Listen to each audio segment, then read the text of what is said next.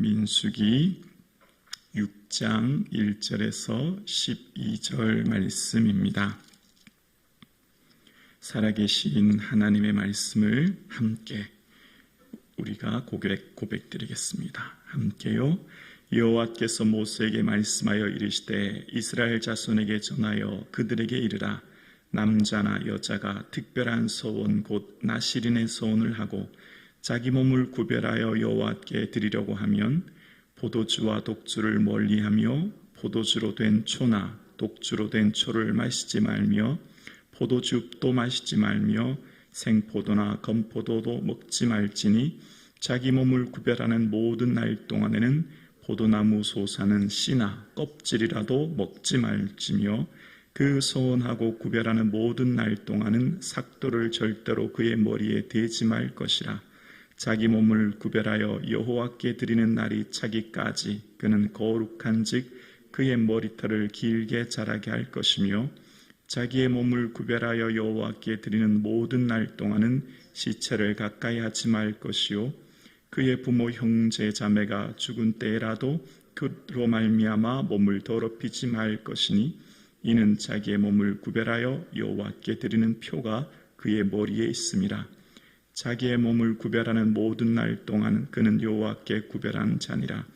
누가 갑자기 그 곁에서 죽어서 스스로 구별한 자의 몸을 더럽히면 그의 몸을 정결하게 하는 날에 머리를 밀 것이니 곧 7째 날에 밀 것이며 8째 날에 산비둘기 2마리나 집비둘기 새끼 2마리를 가지고 회막문에 와서 제사장에게 줄 것이요 제사장은 그 하나를 속죄제물로 하나는 번제물로 드려서 그의 시체로 말미암아 얻은 죄를 속하고 또 그는 그날에 그의 머리를 성결하게 할 것이며 자기의 몸을 구별하여 여호와께 드린 날을 새로 정하고 1년 된 순양을 가져다가 속건제물로 드릴지니라. 자기의 몸을 구별할 때에 그의 몸을 더럽혔은즉 지나간 기간은 무효니라. 아멘. 오늘 예배 드리시는 저와 여러분의 삶이 하나님께 구별된 나시린의 삶을 살 수 있기를 주님의 이름으로 축복합니다. 오늘 본문을 이해하기 위해서는 하나님이 이스라엘 백성들을 왜 택하셨고 부르셨는지에 대한 이해가 먼저 필요한데요.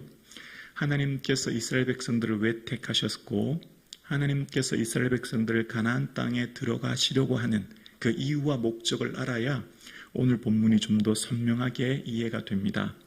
하나님께서 지금 이스라엘 백성들을 향해서 택하신 이유, 그러니까 지금 이제 시내 광야이지 않습니까? 시내 광야에서 한 1년 정도 머무르면서 시내 산에서 하나님께서 이스라엘 백성들을 택하신 그 삶에 부르신 분명한 목적이 출애굽기 19장에 나와 있는데요. 출애굽기 19장 5절과 6절에 이렇게 말씀하세요. 함께 고백할까요?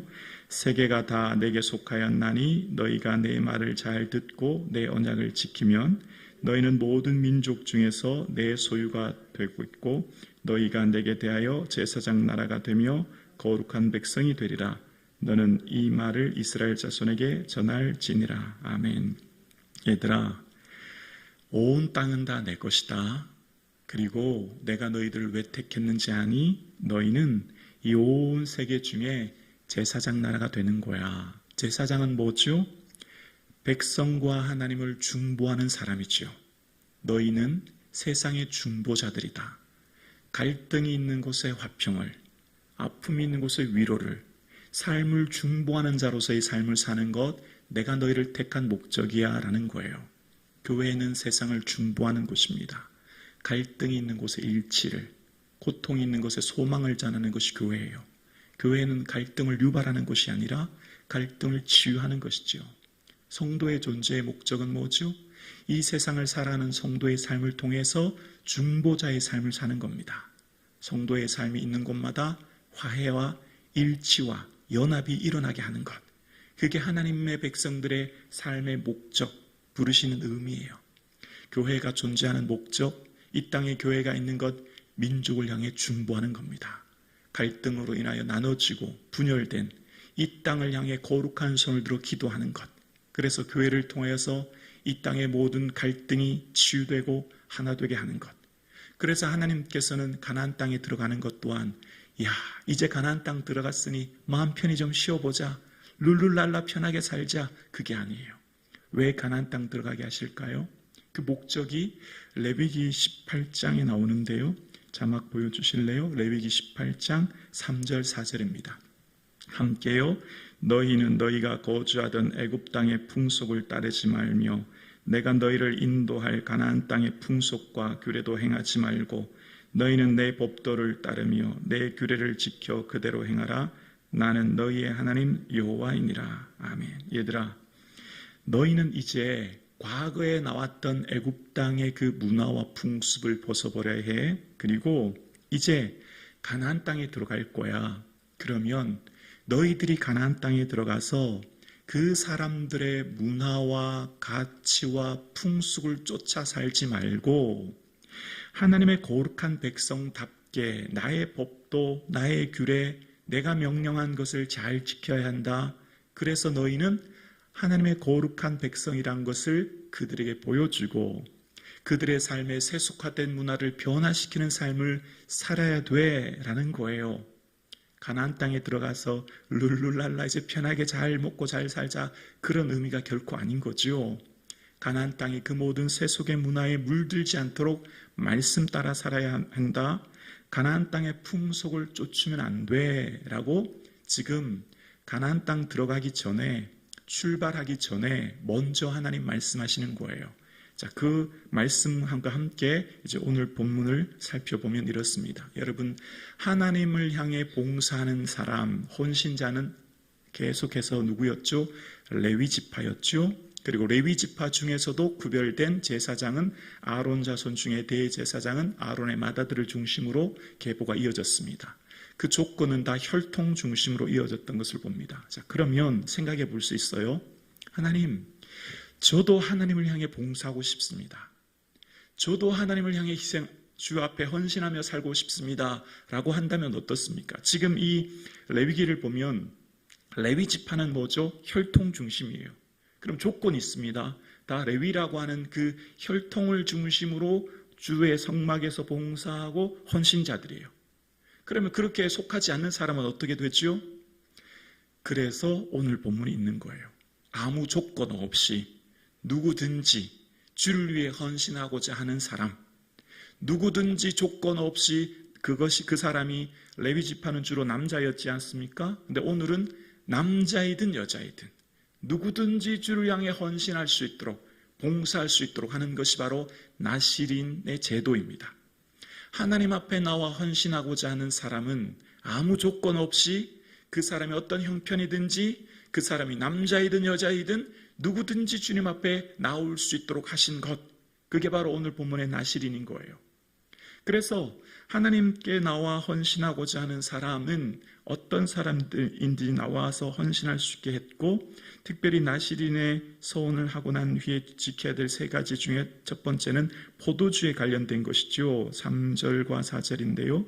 포도주와 독주를 멀리하며 포도주로 된 초나 독주로 된 초를 마시지 말며 포도즙도 마시지 말며 포도나 생포도나 건포도도 먹지 말지니 자기 몸을 구별하는 모든 날 동안에는 포도나무 솟아는 씨나 껍질이라도 먹지 말지며. 왜 이렇게 포도에 관련된 것을 다 엄격하게 금하셨을까요? 왜 이 포도에 대해서 엄청나게 이렇게 강조하셨을까요? 대제사장은 성막에 들어갈 때만 포도주를 마시지 말라고 했는데 왜 나시린에 대해서는 이렇게 까다롭게 얘기하실까요? 포도는 가나안 땅의 풍요를 상징하는 과일입니다. 가나안 땅의 물질 만능의 세속화의 가치를 상징하는 게 포도였습니다. 그래서 이후에 호세아, 미가, 아모스 같은 여러 명의 선지자들이 계속해서 이 이스라엘 백성들에게 선포하는 내용이 있어요. 포도주에 취하는 자들은 화 있을 찐저.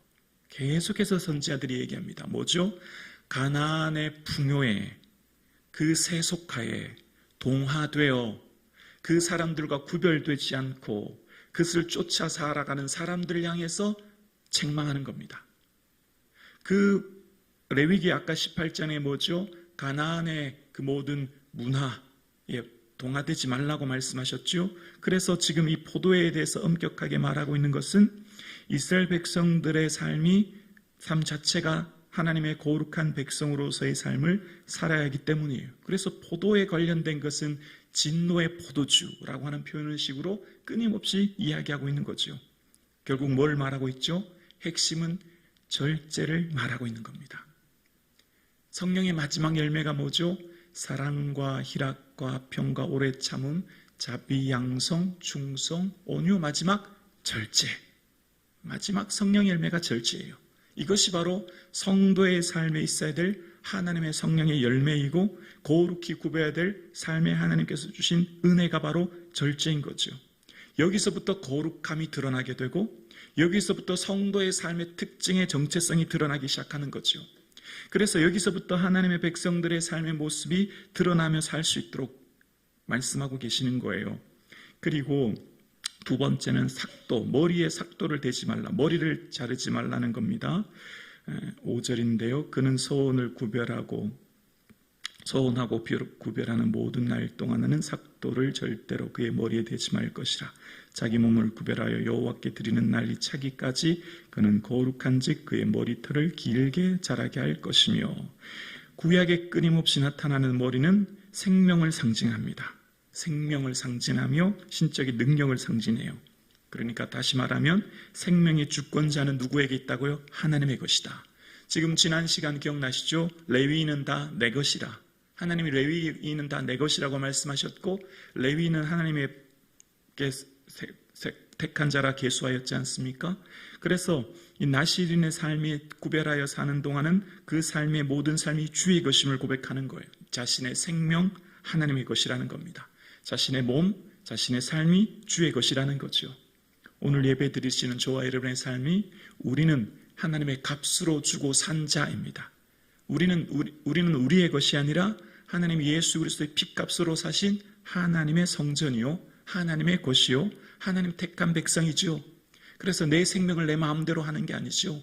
내 삶은 다 주의 것이기에 주를 향해 살아가는 삶이 바로 우린 것입니다. 그래서 그 머리에 삭도를 대지 말라 말씀하심으로 구별한 삶을 살 수 있도록 말하는 겁니다. 그리고 6절에 보면 시체를 가까이 하지 말라는 말합니다. 자기의 몸을 구별하여 여호와께 드리는 모든 날 동안에는 시체를 가까이 하지 말 것이며, 세상은 생명을 죽이는 것을 상징하고 그래서 시체를 상징하고, 말씀은 복음은 생명을 살리는 것을 상징하는 것이죠.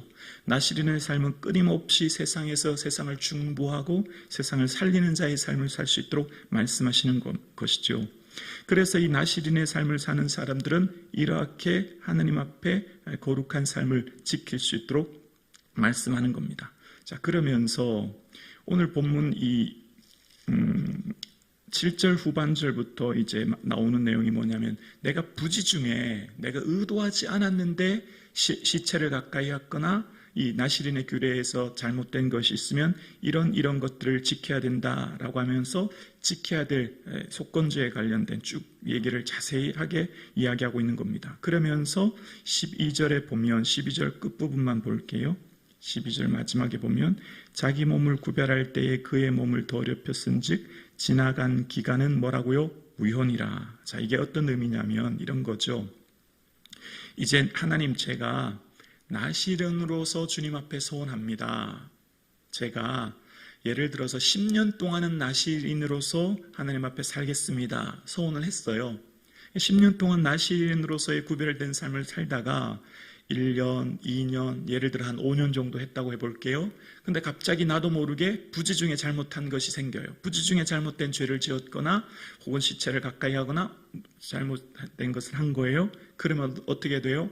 5년만 하면 나시린이 끝나는 게 아니라 10년 중에 5년을 했기 때문에, 이 부지 중에 이런 일이 있기 때문에 하나님 앞에 희생의 속건제를 드린 다음에 이것은 지나간 이런 영이 되는 거예요. 무효라는 거예요. 그러면 다시 뭐죠? 1년 차부터 다시 시작하는 거예요. 5년은 무효, 다시 1년부터 10년이 다시 시작되는 거예요. 이해가 되시죠? 왜 이렇게 말씀하실까요? 왜 지나간 것은 무효라고 얘기하셨을까요? 나시린으로서의 서원과 삶은 철저하게 살아야 된다는 겁니다. 대충은 없습니다. 무슨 말이죠? 우리가 하나님 앞에 신앙생활 하는 것, 예수 믿고 성도의 삶을 살아가는 것, 우리가 하나님 앞에 거룩한 나시린으로서 부름받아 우리가 다 하나님의 뭐죠? 나시린이죠. 왜냐하면 너희는 왕같은 하나님의 제사장이라고 베드로전서 2장 9절에 말하고 있죠. 우리는 모두가 하나님의 거룩한 나시린으로서 제사장으로서의 삶을 살아가요. 근데 우리에게 하나님 바라시는 게 뭐죠? 대충 신앙생활 하는 게 아니라, 죄에 대해서 대충 어물쩍 넘어가는 게 아니라 하나님의 거룩함과 성도로서의 삶을 철저하게 지키며 살라는 거예요. 다시 말하면 우리의 삶이 하나님 앞에서 성도의 삶을 살아가는 우리의 모든 모습이 철저하게 주님 앞에 나의 삶을 되돌아보며 믿음 가운데 구별된 삶을 살기 위해 철저한 신앙의 삶을 살도록 우리를 부르셨음을 이야기하는 겁니다. 그래서 말씀을 비추어 보면 끊임없이 하나님이 얼마나 우리의 삶을 철저하게 구별되어 하나님의 뜻을 이루며 살기를 원하시는지 몰라요. 여러분, 지난 시간 말씀을 얘기했을 때 지난 본문에 가늠한 여인에 대한 얘기를 묵상했습니다. 그런데 예수님께서 여인을 보고 음욕을 품는 자마다 다 가늠한 자라 말씀하셨죠. 무슨 말이죠? 우리는 다 예수님이 필요한 자들입니다. 예수님 없이는 살 수 있는 사람이 아무도 없어요. 누구나 다 예수님이 필요한 존재입니다. 나는 철저한 죄인임을 깨닫기 때문입니다. 나는 누구든지 예수 그리스도의 보혈의 은혜가 내게 있어야만 살 수 있는 존재임을 고백하기 위한 거예요. 오늘 본문도 마찬가지죠. 나는 철저하게 신앙생활을 하며 믿음을 지켜야 되는데 그렇게 살지 못하는 나의 연약함을 발견합니다. 내가 얼마나 연약한지, 우리는 말씀 앞에 서면 넘어지고 실수하고 실패하는 내 자신을 발견해요. 그래서 예수님이 필요해요. 그래서 예수님의 은혜가 필요한 것이죠. 그래서 오늘도 우리는 이 자리에 나온 거예요. 주님 도와주세요. 주님 은혜 베풀어 주세요. 예수님 없이는 오늘도 내가 또다시 넘어집니다. 오늘도 예수님의 은혜를 구하기 위해 이 자리에 나온 것입니다. 오늘 예배 드리시는 저와 여러분의 삶에 끊임없이 예수님의 은혜를 구하고 찾고 그 예수님의 은혜로 인하여 기뻐하고 예수님이 내 삶의 보배임을 고백하는 이 아침 되기를 주님의 이름으로 축원합니다.